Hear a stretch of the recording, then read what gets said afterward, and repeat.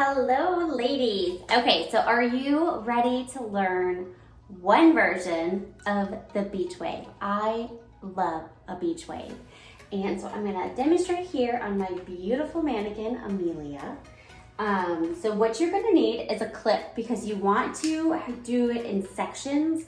You also need a heat protectant, a curling iron. I'm using, I believe this one's either 3/4 of an inch to an inch.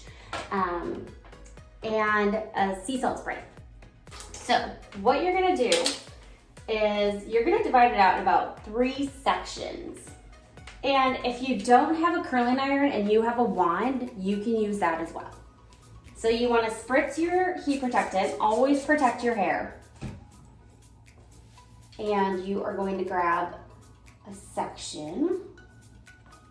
It's probably about close to a little under an inch in width. Now, with your curling iron, point it down, and you're just going to wrap it around. Keep the ends out. The ends out is how you have that beachy wave finish. I usually just keep one hand or one finger just to feel when it feels like it's good, okay? And I'm showing you just one way. Now, if you want a really, really soft wave, you can grab larger sections, or you can also use a bigger curling iron. You can also just not hold it on nearly as long. That's the fun thing with curls, is your options are endless. The main key though is keeping the piece out. Okay, down into your next section. Now if you notice, a lot of like beach waves, you're not getting a lot of curl up here. It's more so through here and down. So you kind of have to look at what inspiration of a beach wave you're going for, because there's so many different variations of it. Whenever I buy the face, I always curl away from the face. That helps to open it up instead of feeling like your hair is covering your face. You don't feel suffocated by your hair. Another tip that I do when I do all types of curls, it doesn't matter if it's a beach wave or not, is every other section, I want you to go one way, the next one go the other way. That way your curls bounce off of each other instead of looping together. And as you can see, I'm taking each strand and I'm making so it lays flat on the curling iron. If you have it twisted on there, you're gonna get a completely different type of curl too. That's why I love curling hair. You seriously can have so many different options. And if you accidentally do one going one way and then the next section you go the same way, don't worry about it, it's completely fine. Just try to do as many opposites as you can. So you can see this is pretty fast. I do have the curling iron because I'm using mannequin hair turned up all the way. But one thing that I want you to notice is when you're doing a curl like this, your ends are not going in there. So the most fragile part of your hair is not actually hitting the heat. So keep note of that I always feel like you can go a little bit higher, not completely turned all the way up though. You still want to be careful with the rest of your hair. Okay, so we're almost done with section 2. Remember, go away from the face. And I always like to let each section cool before I take the curl down, before like I kind of toss it together, because that'll help keep your curl lasting longer. Okay, so spray your next section with your heat protectants. We'll just start over here where I finished the last one. The nice thing with a beach wave too is it's a very lived-in, relaxed style. It does not have to be perfect at all because it's your beachy wave, right?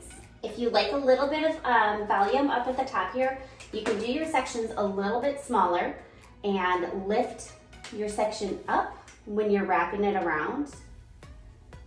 That'll give you a little bit more lift up here, okay? Now, if you have natural wave in your hair and you want to have more of a beachy look, just go through, you don't do your whole entire head, but just go through some sections of your hair and wrap it around the curling iron like this, leaving these ends out, and it will soften your natural curls to give it more of that beachy, like lived in kind of style that you're craving. Almost done, and then you'll let the curls cool, and then we'll kind of tousle them together. And then you can feel like a mermaid. So I always usually keep things to 3 sections. It'll just make you make it go a little bit faster and have a little bit more control over what you're curling. Almost done. That one came out a little wonky, didn't it? So we'll just do it again. Okay, let that one down. And then when it comes down, if it's not looking like it's curling right for you, just take your hair and switch it back into that section there, and it'll cool with more of a curl to it, okay?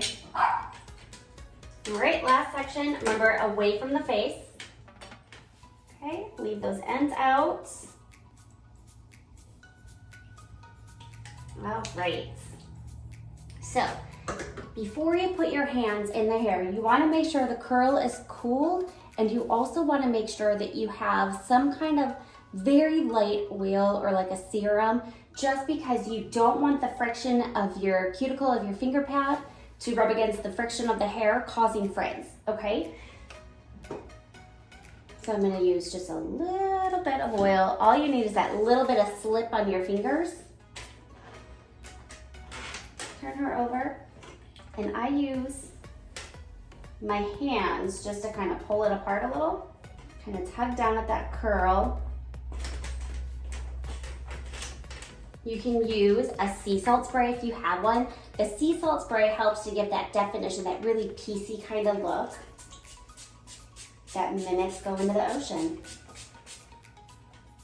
I also love sea salt spray on like your second day hair when you really want to bring that curl back to life.